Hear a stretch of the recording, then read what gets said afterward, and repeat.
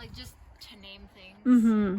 You got the battery over here. Okay. You got to talk about like the connections. A really big thing when you're talking about all of these things is you have to say they are securely fastened to the vehicle.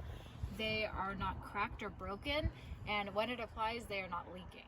Okay. And then for the battery wires, you want to say that it's not corroded. Yeah. Okay. And for the battery, you do also have to say it's not leaking because there's technically liquids in them.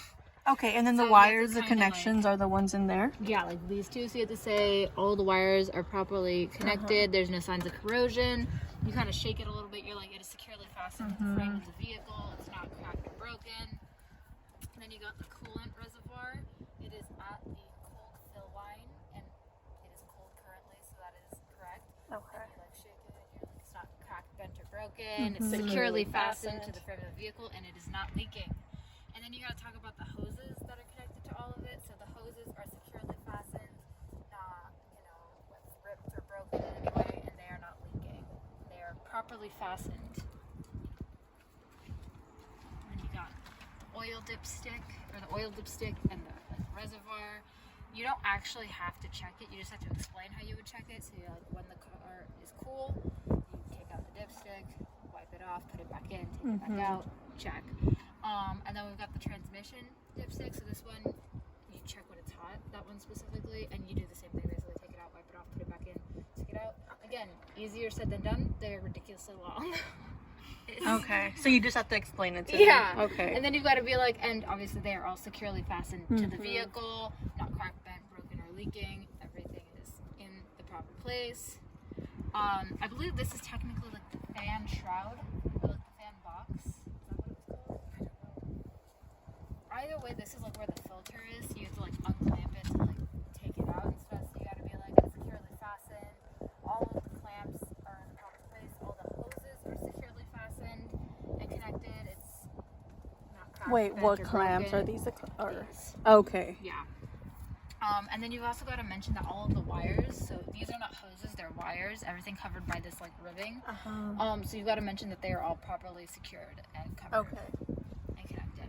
So then over here we've got the power steering fluid. So this is securely fastened to the frame of the vehicle, not cracked, bent, or broken. It's not leaking. And I believe to check this, you would just unscrew the top and take a dipstick at the top. And then you've got the brake fluid, so you can kind of see it through this. It's at like the max line. Again, securely fastened to the vehicle, not cracked, bent, or broken, or leaking. And the hoses for the power steering and the brake fluids are all properly connected.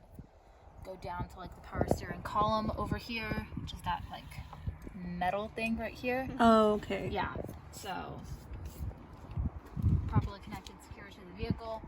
We've got the windshield washer fluid here, properly secured.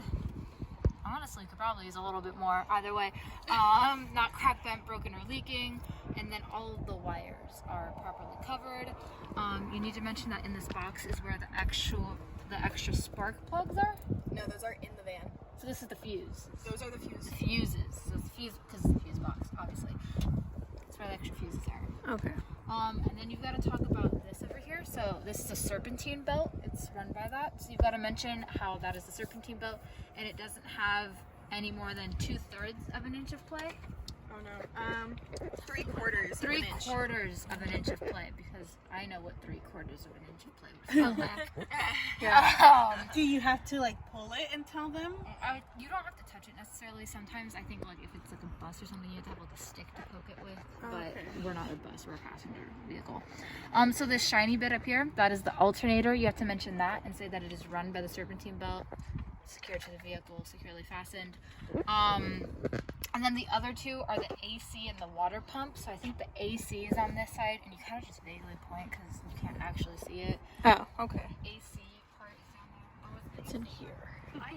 I think we only have two that it connects to. I think it's the water pump. Oh, and okay. I think that buses have the AC. Got it. So then the water pump one would be like right over here. Somewhere we can't see it, or? Yeah, you kind of just point. Okay. It's like that part where there's the gray thing. Mm-hmm. Yeah. So you kind of just have to know what parts to say and what numbers to say. So like serpentine belt, no more than 3/4 of an inch of play. And then like all the different parts you need to say. Because for this, we'd like to point out, you also want to talk about like the clasp is securely attached. It's not broken, like stuff like that.